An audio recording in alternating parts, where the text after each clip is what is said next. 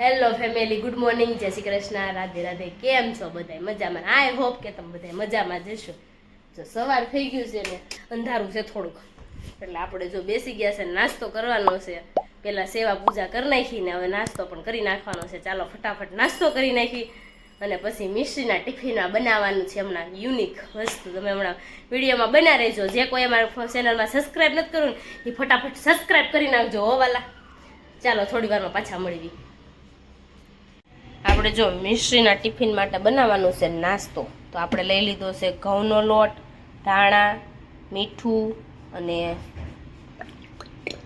મોણ નાખી દેવાનું છે થોડુંક. અને જો આપણે નાખ્યું છે એ પેવરિકા નાખી દીધા છે અને આપણે એને લોટ બાંધી દેવાનું છે. ચીલી ફ્લેક્સ નાખી દીધું છે અને રિયલ પેબ્રિકા નાખી દીધા છે. તો આપણે જો લોટ બાંધી નાખીએ અને અહીંયા જો આપણે મકાઈના આની રેસીપી હમણાં આખી આપશું. આપણે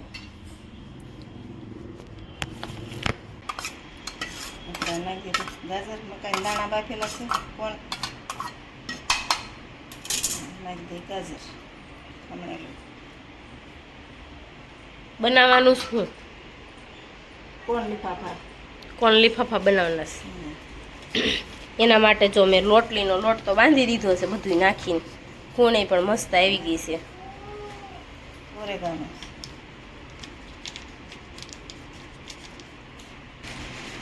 સ્વાદ અનુસાર ચીલી ફ્લેક્સ નાખશું. છોકરાને ખાવાનું હોય એટલે બહુ તીખું ન થઈ જાય, એમાં ધ્યાન રાખવું પડે. સ્વાદ અનુસાર મીઠું આપણે મકાઈમાં બાફામાં નાખેલું છે.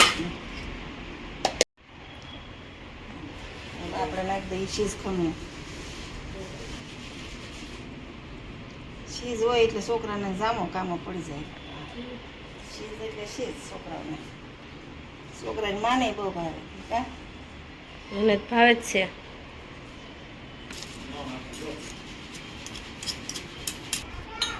થોડાક નાખી દઈશું ધાણા લીલા.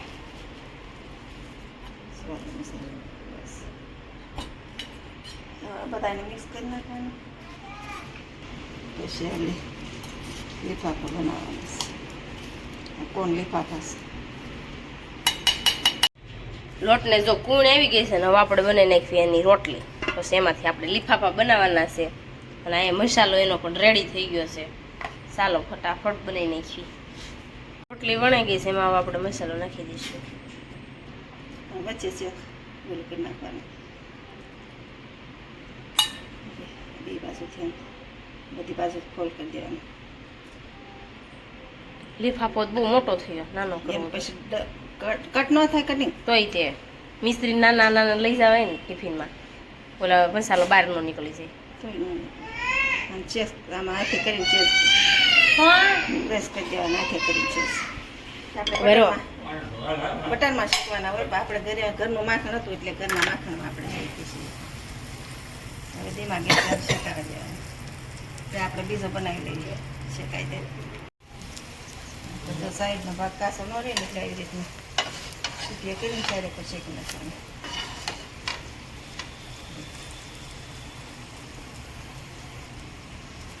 સરસ શેકાઈ.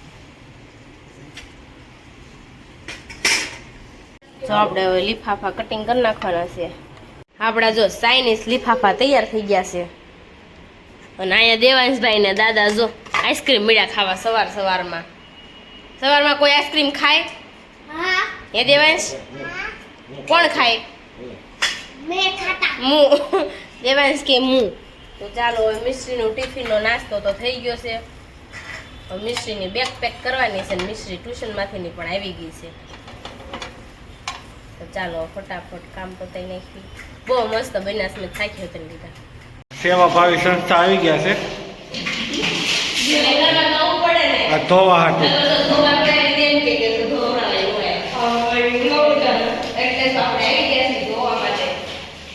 તમે દિશા પટેલ ને?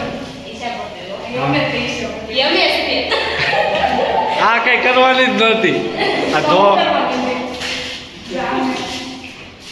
આ આ ક્યાંય તમારે સામાન સાફ કરવો હોય સામાન ફેરવવાનો તો કોન્ટેક કરો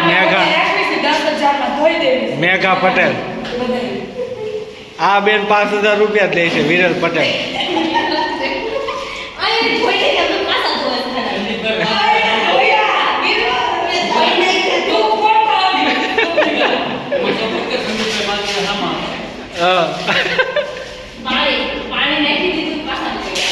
વાત ઓછી કરો ને ધોવામાં ધ્યાન આપો.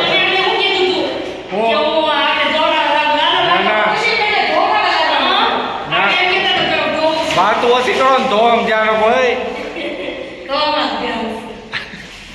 હું મેન હેડ છું હેડ. આ બધા સાફ સફાઈ કરવામાં બધાનું હું ધ્યાન રાખું.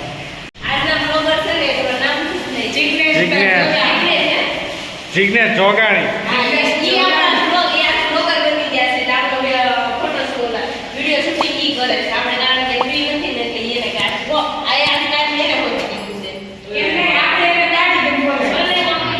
દાઢી તો પેલા લાવો. દાઢી તો લાવો.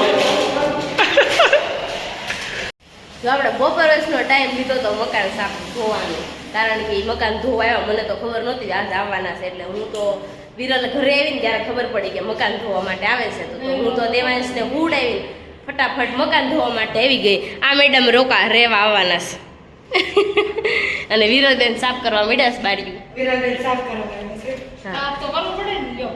એવું છે વિરલ રેવા. અને આ મંદિર ને જો દીવા બત્તી અને અત્યારે હોતન કરીને હેલી અત્યારે નો હોય એ પણ તો અહીં હાથ છો તો ઓલું કઈ તો છે ને એને ભગવાનને પેલા લાવ્યા એ વાત સાચી છે. તો ભગવાનને આપણે પેલા લાવી દીધા છે. અને જો હવે છે ને દેવાંશભાઈ તો બા હિસકાવે છે એટલે દેવાંશભાઈ તો સૂતા છે. હું અહીં ધોરા વાવી દીધું બધું સાફ થઈ ગયું છે. આપણે મકાન ધોરા માટે ગયા હતા એટલે આપણે જો ધોરાવીને આવી ગયા ઘેરે. અને આવીને ત્યાં જોયું ને ત્યાં તો દેવાંશભાઈ પણ જાગી ગયા હતા. મેં એટલે થોડી વાર આરામ કરું તો આરામ તો કાંઈ થયો નહીં. હું કે ખાલી માસી પાસે જવું છે તો ચાલો એને હું લઈને જાઉં. ક્યાં જાઉં છે દેવાંશ? માસી પાસે હાલો. જો આપણે સેન્ડવીચ આવી ગઈ છે. ક્યારની બિચારી પૂછ્યું થયું હતું અને આને ખાવ ભૂખ જ નથી. આજ કાંઈ કામમાં નથી. આ કેમ આવી ગયેલી હે? સેન્ડવીચ ખાવા જાય સ્પેશિયલ દેવાય શું કે ખબર છે હિરલ ક્યાં ગઈ માસી એટલે એમ આ લઈ લેવા. એને ક્યારનું આવું મેં હુઈ ગયું છે ભલ હુઈ ગયું મેં તેમને નીચે લાંબુ થઈ ગયું છે. 7:30 વાગી ગયા છે ને આપણે રસોઈમાં બનાવવાનું છે ભાખરી, દહીં વઘારેલું, રોટલા અને હરગવાની કઢી બનાવવાનું છે. આપણું ખાંડનું મેનુ આ છે. તો ચાલો આપણે હવે રસોઈ મળવી બનાવવા. અહીંયા તો જો રસોઈ મળી છે બનવા. ભાખરી હરગવા કઢી બને છે. નહીં વઘાર નાખ્યું છે દહીં તીખારી, દહીં વઘારેલું તીખારી બધું એક જ થયું. રાજનભાઈ આખે શું થયું હે રાજનભાઈ? મને કઈ ઢીકો મારી ગયો કેમ કરતા ત્યાં ખોજી ગઈ આવી રીતના પાયધા. અજય એ અજય તમે આવો ઢીકો મારે મારો કાલ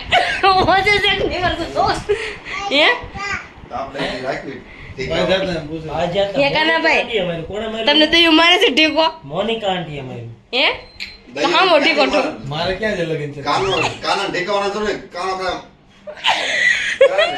ચાઉડી કેમ કસી જવડી જાય આમ ખુશ ખબરી છે. આમ પેટ ભરી આમ દુખ છે પણ આમ ખુશ ખબર છે. એમ કાનાભાઈ લગ્નની તારીખ લેવાઈ ગયા. હે કાનાભાઈ હાસીર કાનાભાઈ લગ્નની તારીખ લેવાઈ ગયા છે. હાસુ કેસો ઊભા થાવ તો ગયા છે સર હરખા સ્ટુડન્ટને ભણાવજો હો. અમારા સ્ટુડન્ટ દાંડી મારશે કેતા આ દાંડી બહુ મારે છે સ્ટુડન્ટ નો લેસન નથી કર્યું બધાને હમણાં વાલા પડ દેવાનું. લેસન નથી કરીને આવ્યા. લેસન કર્યું છે દેવાંશ કહે છે એ સર એમ ઓય લેસન કર્યું છે જો આને લેસન જ નથી કર્યું. આજનો કોર્સ રજા છે આજ સુધી લેસન કરાવવાનું. લેસન કરો લેસન નથી કરતા ને બુક ને પેન પકડાવો. અમાર સર છે ને આવે એ ઉભા રહો સર તમે આવી રીતના કેમ બેહો છો? સર સ્ટુડન્ટ સર વ્યવસ્થિત બેન એટલે સ્ટુડન્ટ સરખા બે સ્ટુડન્ટો બધે જો આમ જોડે તમને નીચે બેસી જાય. હાલો સ્ટુડન્ટ એટલો બેહવા. કાલે સવારે જો આજનો છેલ્લો તારીખ છે કાલે લેસન નો કર્યો એટલે કોર્સ બંધ. હા સર કોણ છે? સર કોણ છે? ઓય સર તે સ્ટુડન્ટ તમને કહે છે સાંભળો. સર કોણ છે સર? અહીંયા તો મજા પડી ગઈ.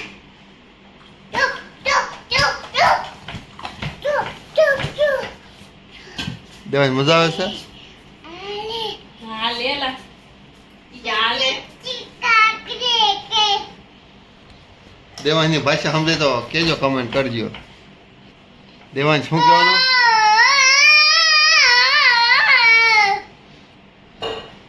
જીગાભાઈ વગનાની ઉપર બેન હકતા હતા. બોલો એવા ગાંડા કાઢતા હતા ને પછી દેવાંશ ભાળી ગયો ને એને કૂદકા મારતા એ ઈ આયા લઈને આવ્યો. આમ તો બે કાન પકડી હાથ કેડી નો દેતો ને આમ ઢળ્યા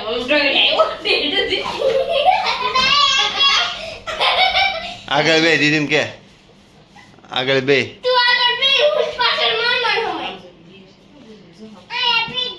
પાકો કેટલો છે કે હાલો બી જાવ તું બી જા પછી બી જાવ મમ્મી નાના છોકરા માથે નહીં જાય એવી છે હું તો ભૂલી ગઈ આઈ લાઈક હાઈ લે લે